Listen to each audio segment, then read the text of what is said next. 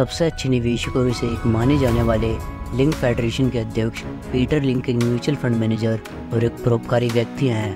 1977 से 1990 के बीच 13 वर्षों के दौरान जब उन्होंने फेडरेटी मैगलोन फंड चलाया तो उन्होंने 13 में से 11 वर्षों में 29% से अधिक औसत वार्षिक रिटर्न के साथ अमेरिकी बाजार सूचकांक S&P 500 से लगभग 2 गुना बेहतर प्रदर्शन किया। 1977 में जब लिंक फंड का प्रबंधक बना तो मैगलोन म्यूचुअल फंड के पास प्रबंधन के तहत संपत्ति $20 मिलियन थी और यह $13 बिलियन का फंड बन गया, जो उस समय दुनिया का सबसे बड़ा म्यूचुअल फंड था। सौभाग्य से लिंक ने निवेश के अपने रहस्यों को अपने तक ही सीमित नहीं रखा है। उन्होंने one up on wall street, waiting the street और लर्न टू अर्न जैसी अपनी कई प्रसिद्ध पुस्तकों में व्यक्त किया है, जिन्होंने कई लोगों को प्रेरित और मदद की है। लिंक का निवेश दर्शन न केवल समझने में बल्कि लागू करने में भी सरल है। यहाँ उस व्यक्ति से प्राप्त ज्ञान के रूप में निवेश के कई सबकों में से 5 सबक दिए गए हैं। शेयर बाजार में सबसे महत्वपूर्ण अंग पेट है, यह मस्तिष्क नहीं। पिछले साल कोविड-19 महामारी के बढ़ने के बाद से बाजार में जो अस्थिरता महसूस हुई उससे स्पष्ट हो गया है कि पीटर लिंक इस उदाहरण में क्या कह रहे थे। जो लोग अस्थिरता से मुक्त बाजार की उम्मीद करते हैं और उनके पास इसके लिए कोई पेट नहीं है, उन्हें दीर्घकालिक संपत्ति बनाने के लिए कहीं और निवेश करना चाहिए। लिंक का कहना है कि एक व्यक्ति को हर दिन आईने में देखना होगा और खुद से पूछना होगा कि अगर बाजार 20% नीचे चला गया तो वे क्या करेंगे। क्या वे स्टॉक बेच देंगे और बाहर निकल जाएंगे? यदि प्रश्न का उत्तर सकारात्मक है तो निवेशक को तुरंत अपनी स्टॉक होल्डिंग्स को कम करने पर विचार करना चाहिए। लिंक का कहना है कि एक निवेशक को अपने दिमाग से निर्णय लेना चाहिए और उस पर कायम रहने का साहस रखना चाहिए, क्योंकि भावनाओं के आधार पर लिए गए निर्णय वास्तविक प्रदर्शन हत्यारा हो सकते हैं, जो आपको बाजार में गिरावट आने पर घबराहट में स्टॉक बेचने और अधिक मूल्य वाले स्टॉक खरीदने के लिए प्रेरित करेगा यदि बाजार ऊपर जाता है। जैसा कि वॉरेन बफेट कहते हैं, जब दूसरे लालची हो तो लालची होना सबसे अच्छा है और जब दूसरे लालची हो तो डरे। कभी भी ऐसे किसी विचार में निवेश ना करें जिसे आप क्रेयॉन से चित्रित नहीं कर सकते।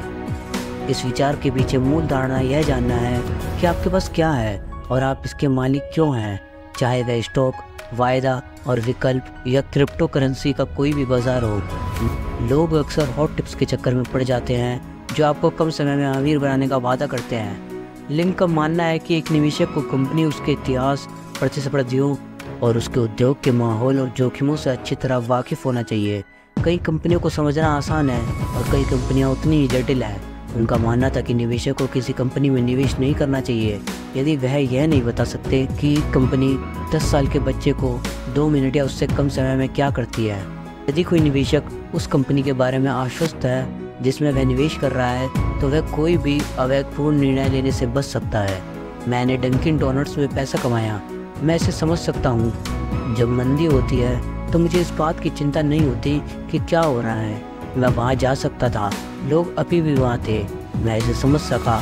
और तुम हंसते हो, मैंने डंकिन डोनट्स में अपना पैसा 10 या 15 गुना कमाया। शेयर बाजार की भविष्यवाणी करना पूरी तरह से समय की बर्बादी है।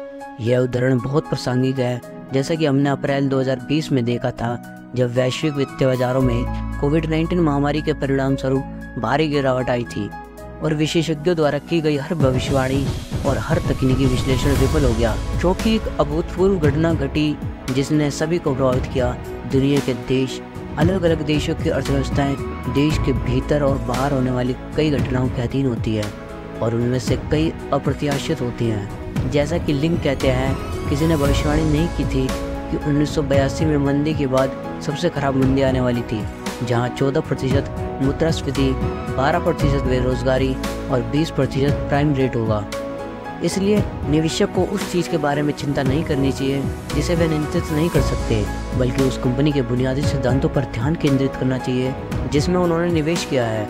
यदि कंपनी की नींव अच्छी है तो अप्रत्याशित परिदृश्यों में भी इसके अपेक्षाकृत अच्छा प्रदर्शन करने की अधिक संभावना है। मैंने हमेशा कहा है कि यदि आप अर्थशास्त्र पर साल में 13 मिनट खर्च करते हैं तो आपने 10 मिनट बर्बाद कर दिया है। आपके पास बहुत समय है। लोग स्टॉक खरीदने के लिए अविश्वसनीय हड़बड़ी में हैं। जैसा कि लिंक ने सही कहा है, स्टॉक लॉटरी टिकट नहीं है।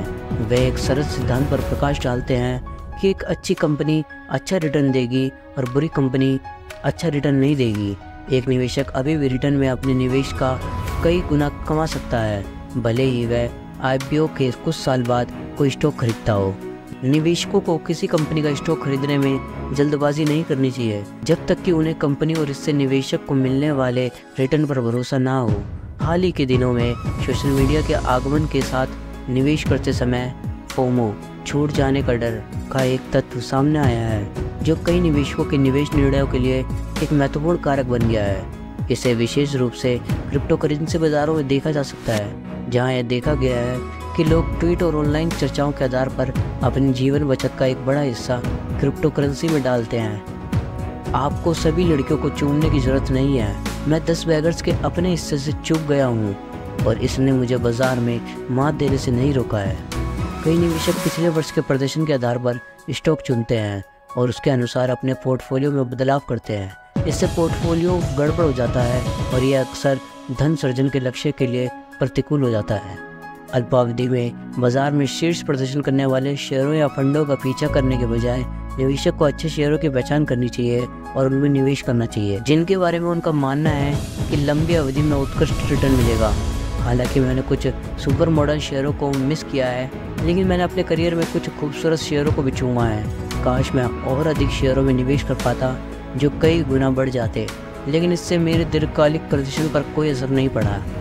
लिंक के सिद्धांत और निवेश का दर्शन सभी सफल निवेशकों की तरह ही सरल था। वे अपनी समझ के दायरे में रहते थे और रिटर्न देने के लिए अपने निवेश निर्णयों को प्रभावित करने के लिए भावनाओं के प्रभाव से बचते थे, जो कई लोग आज भी पूरे तामझाम के साथ देने में सक्षम नहीं है। धन्यवाद।